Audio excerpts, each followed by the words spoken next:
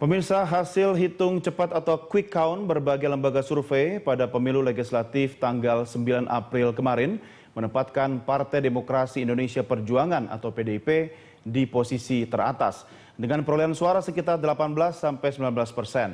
Bagaimana langkah PDI Perjuangan dan calon presiden yang diusungnya Joko Widodo untuk mempersiapkan diri bertarung dalam Pilpres bulan Juli yang akan datang? Kita segera membahasnya bersama calon presiden dari PDI Perjuangan Joko Widodo yang akan dipandu oleh Don Bosco Selamun, pemimpin redaksi Berita 1 News Channel. Don Bosco, silakan. Ya, Doni, terima kasih.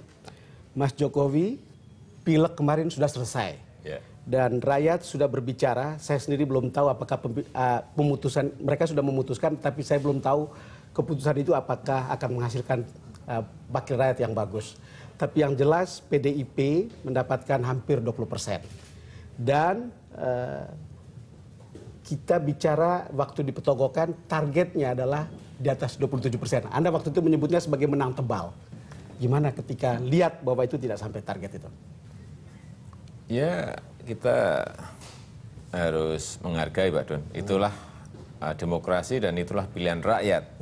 Dan rakyat sudah memilih, menentukan, dan kita PDI Perjuangan mengucapkan terima kasih yang sebesar-besarnya karena memberikan nilai pada urutan yang teratas. PDI Perjuangan teratas.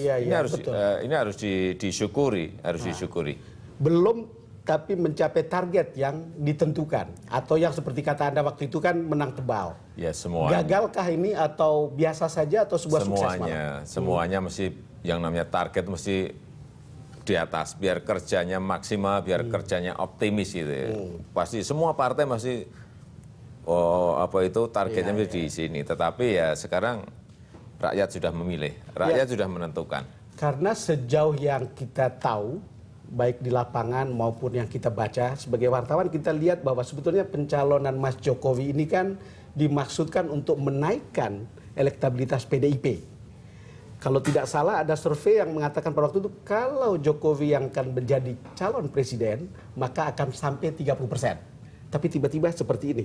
Begitu, Mas? Ya, karena memang fakta lapangan dan kondisi lapangannya juga sangat dinamis ya. Ada black campaign, ada kampanye hitam, kampanye negatif, ada semuanya keluar semuanya, dan kemarin kalau kita lihat menuju ke Jokowi semuanya. Padahal Pilpresnya belum dimulai gitu. Pilpres belum dimulai tapi semua mengarah ke Jokowi. Kelihatannya orang tidak berbicara soal program partai. Tetapi memang Jokowi enak dibicarakan, Mas. Yang baik maupun yang jelek.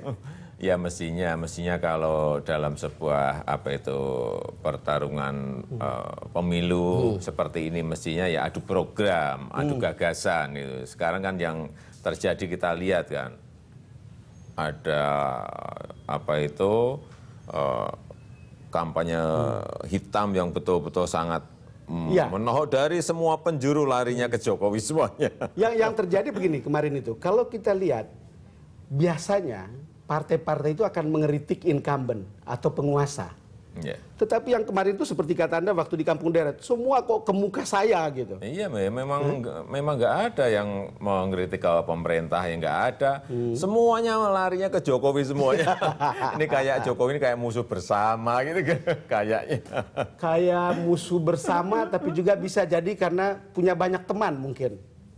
Ya, bisa juga karena teman kita rakyat. Itu sudah betul-betul jawaban seorang politisi, Mas. Nah, ini kan cerita ke orang luar. Nanti kita akan bicara soal kampanye hitam. Tapi kita lihat ke dalam.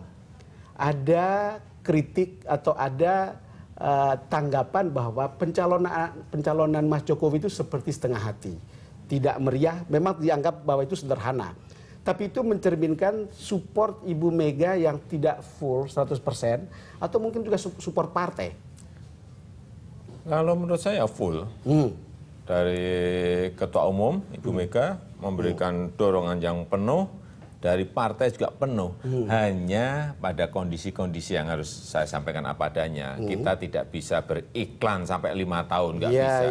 Tidak bisa setiap hari muncul di TV dan beriklan Ada yang memang sudah beriklan sejak 5 tahun lalu. ada yang 10 tahun juga dan kita nggak